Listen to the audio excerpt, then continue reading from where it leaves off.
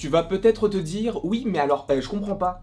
Parce que là, il y a le trailer d'Eternals, le deuxième qui est sorti, sachant qu'il nous casse les couilles avec Chloé Zhao, il nous fait pas de réaction et il nous sort une vidéo en rapport avec les Célestes. Oui, pour la simple et bonne raison que aujourd'hui, en ce jeudi, oui, je suis là devant toi, mais j'ai préparé cette vidéo en amont. Je suis pas vraiment disponible jeudi. Ce qu'on va faire, qu'on soit clair de suite. Et comme ça, tu seras pas étonné. Oui, il y a une vidéo, l'histoire des Célestes, et une autre vidéo qui arrive, l'histoire des Déviants, sachant que je prépare ça sans savoir si les Célestes ou les Déviants seront dans le deuxième trailer d'Eternals.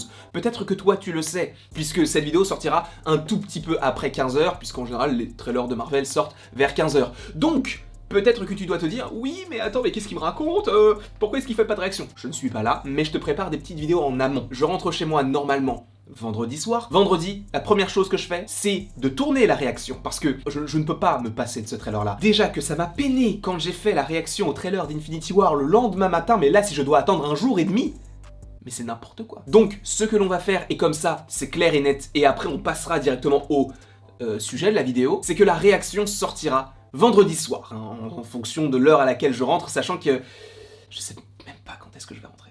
Mais ce n'est pas le sujet. Donc, je ferai la réaction, je vous la posterai, et dans la foulée, on va se faire un petit truc plutôt sympathique. Dans le sens où on va se faire un live, analyse plan par plan. Ce que je fais habituellement en vidéo, là on va le faire en live. Ce sera exceptionnel, parce que, là, les circonstances s'y prêtent, mais en général, je ferai la réaction, l'analyse plan par plan, et après on fera un live où on aura certains invités qui nous donneront leurs avis sur le trailer. Mais là, c'est un petit peu compliqué pour moi d'organiser tout ça, donc on va faire comme je viens de le dire. Donc, voilà. La petite parenthèse planning est fermée et revenons-en à nos moutons. Oui, ça fait longtemps qu'on n'a pas parlé de Marvel en théorie, en montage en plus. Ça fait plaisir. Même si ce n'est pas vraiment une théorie, mais plus un histoire de. C'est pourquoi là, on va se consacrer aux Célestes. Qu'est-ce qu'un Céleste? Est-ce qu'on en verra? Est-ce qu'on en a déjà vu? Toutes les réponses seront dans cette vidéo. Encore une fois, je ne suis pas parole d'évangile, ce qui signifie que je ne suis pas le plus calé en comics pour te dire que ça, c'est sûr et certain. Moi, je te donne uniquement ce que j'ai trouvé comme petite information et je t'en fais un petit condensé en essayant de le structurer pour que ce soit un petit peu compréhensible pour toi. C'est quoi un Céleste? Eh bien, ce sont des sortes de créatures immenses, géantes, qui ont une allure humaine. Donc on peut se dire que ce sont des humanoïdes géants. Mais quand je te dis géant, tu dois te dire oui, ça fait la taille de Hulk, au maximum ça fait Giant Man. Non.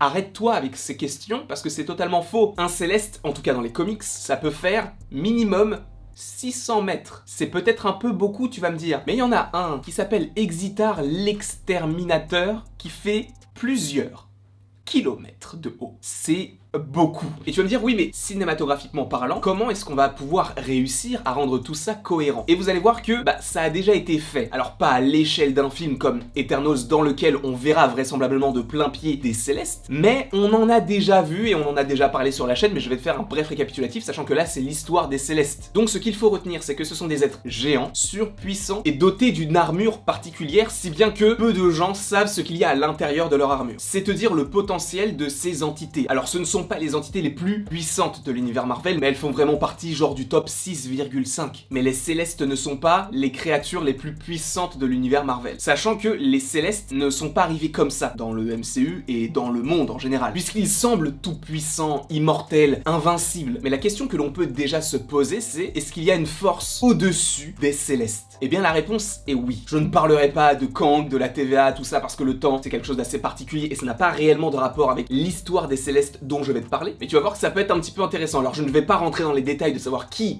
a créé donc ces entités, mais normalement, si j'ai bien fait mes recherches, c'est une personne, c'est une forme de vie qui s'appellerait Fulcrum, qui est omniscient et omnipotent. En gros, il sent tout, il voit tout, il connaît tout, c'est un dieu, d'accord? Et il serait lié à une autre entité dans les comics qui s'appelle celui qui est au-dessus de tout. Je crois qu'en anglais c'est One Above All. Cette entité est comparable à Dieu. Et je ne te parle pas d'un dieu du tonnerre, d'Odin, non, un dieu, genre Dieu. C'est-à-dire à quel point le mec est puissant. Donc vraisemblablement, cette entité aurait créé les Célestes. Et qu'est-ce qu'ils vont faire dans le film Eternals? Eh bien, il faut savoir que leur but, c'est de parcourir l'univers, afin d'effectuer des sortes d'expériences sur les différentes populations qu'ils pourront rencontrer. D'où le fait que l'on parle des Éternels et des déviants, puisque les éternels et les déviants sont tous deux des expériences des célestes. Pour les déviants, on y reviendra dans une autre vidéo, mais pour les éternels, j'en ai déjà fait une vidéo précise sur le sujet. Si tu as envie d'aller voir la vidéo en question sur l'histoire des éternels, je t'invite à aller la voir. Et ils ont été créés il y a plusieurs millions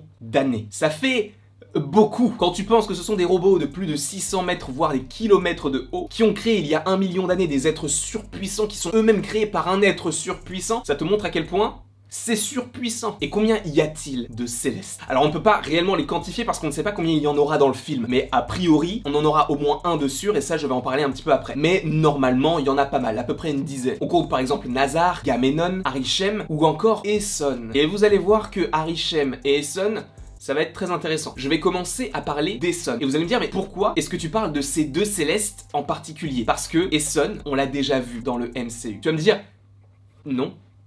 Et je vais te dire, si. Et tu vas peut-être me redire, mais non. Et je vais te redire, mais si. Parce qu'en fait, des célestes, on en a déjà vu dans le MCU. Et notamment Eson, le chercheur. À quel moment, dans quel film, je vais tout te dire. Dans Les Gardiens de la Galaxie, volume 1, lorsque les gardiens se rendent sur l'astéroïde Nowhere et qu'ils veulent donner l'orbe au collectionneur, le collectionneur ouvre donc l'orbe à l'aide d'une petite machine et il leur raconte l'histoire des pierres de l'infini. Et à ce moment-là, lorsque l'on voit l'utilisation de la pierre du pouvoir, on voit une personne juste géante qui possède un sceptre sur lequel il y a la pierre du pouvoir, et en posant le sceptre sur la terre sur laquelle il est, ça détruit la planète. Pour te montrer à quel point les pierres de l'infini, et particulièrement la pierre du pouvoir, sont puissantes. Et bien ce grand gaillard, c'est Eson, le chercheur, qui n'est autre qu'un céleste. Et c'est juste génial comme idée. Moi j'adore ça. Alors, tu vas me dire, est-ce qu'ils y ont pensé depuis 2014? Oui et non en soi, puisque tu pouvais te dire que ça dépendait du succès du film, du succès également de la partie galactique, de savoir si ça allait vraiment se faire ou pas. Pour le coup, ça va se faire, donc la connexion est toute trouvée. Donc on a déjà eu Eson le chercheur uniquement en tant que flashback, à voir si le personnage existe toujours et qu'on puisse le voir dans Eternals. Ensuite, je te parlais donc des Gardiens de la Galaxie, dans lequel il y a un autre céleste. Mais cette fois-ci, c'est entre guillemets un petit peu plus caché, et à la fois pas du tout. C'est l'astéroïde Nowhere. L'astéroïde Nowhere n'est autre qu'une tête de céleste. On te le dit à un moment donné, et vous voyez la taille de la tête du truc. La taille de la tête, c'est un astéroïde, ça te donne l'idée de savoir combien est-ce que ça peut mesurer. Eson, lui, tu sentais que c'était quelque chose d'un petit peu plus cohérent par rapport à la taille des habitants de la planète. Il pouvait aller, on va dire, jusqu'à aller 50 voire 100 mètres max. L'astéroïde Nowhere fait sûrement plusieurs centaines de mètres de long et de large. Donc est-ce que tu imagines la taille des choses que l'on pourrait avoir dans Eternals? Alors après, ils peuvent encore changer les choses, hein, puisqu'on peut se dire, bah l'astéroïde Nowhere, c'est un céleste, mais bon, ce ne sont pas les célestes que l'on aura vraisemblablement dans le film Eternals. Cependant, tout reste possible. Et le troisième céleste, et là c'est un petit peu plus compliqué, c'est Ego. Ego, donc le père de Star-Lord, est un céleste. Ce qui signifie que Star-Lord est à moitié céleste. Cela veut dire qu'il y a l'astéroïde Nowhere, Eson le chercheur et Ego que l'on a déjà vu dans le MCU. Et encore une fois, ce n'est pas parce qu'il y avait Eson dans le flashback de la pierre du pouvoir que ça veut dire qu'on l'aura dans le film Eternals. Parmi les célestes que je t'ai cités tout à l'heure, même si bon, il y en a beaucoup plus, hein. Il y a le céleste bleu, le céleste rouge, etc. Mais tu en as un qui, lui, est souvent mentionné comme le premier céleste, en tout cas dans les recherches que j'ai trouvées, c'est Arishem. Lui, il a la faculté et le pouvoir de décision de savoir qui doit vivre ou pas. Et il semble bien placé au sein des célestes, si bien qu'en général on le considère entre guillemets comme le numéro 1. Mais pourquoi est-ce que je te parle précisément de lui? Et encore une fois, attention spoiler, bien que tu vas me dire possiblement oui mais non pas spoiler puisque on a vu le trailer. Moi je l'ai pas vu encore, d'accord? À l'heure où je tourne la vidéo, il n'y a pas de trailer encore. Donc pour ceux qui ne voudraient pas être spoilés de ce qu'il y aurait possiblement déjà dans le trailer ou dans le film, quittez la vidéo de suite, je te laisse 5 secondes.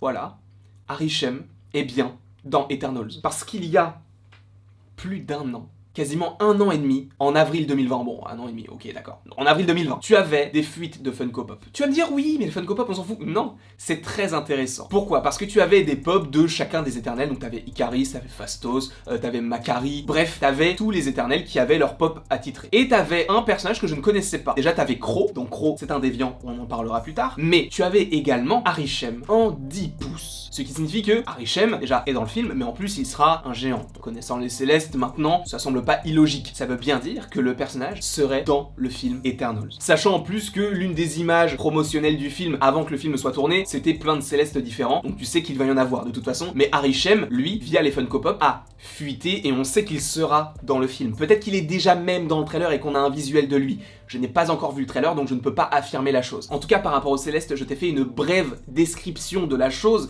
Bien évidemment, je ne suis pas le plus grand connaisseur des comics, donc je t'invite à te renseigner un petit peu plus en profondeur de ton côté. Moi, je voulais juste en apprendre un petit peu plus, en lien avec le MCU bien évidemment, mais tout en ayant un petit peu plus de connaissances aussi en comics. C'est pas énorme, mais j'espère que cette vidéo vous aura aidé à y voir plus clair. En tout cas, n'hésite pas à aimer la vidéo, n'hésite pas non plus à la partager, à la commenter et surtout à t'abonner si cela te fait envie, bien évidemment. Et après toute cette longue vidéo, il ne me reste plus qu'à te dire à la prochaine pour la prochaine.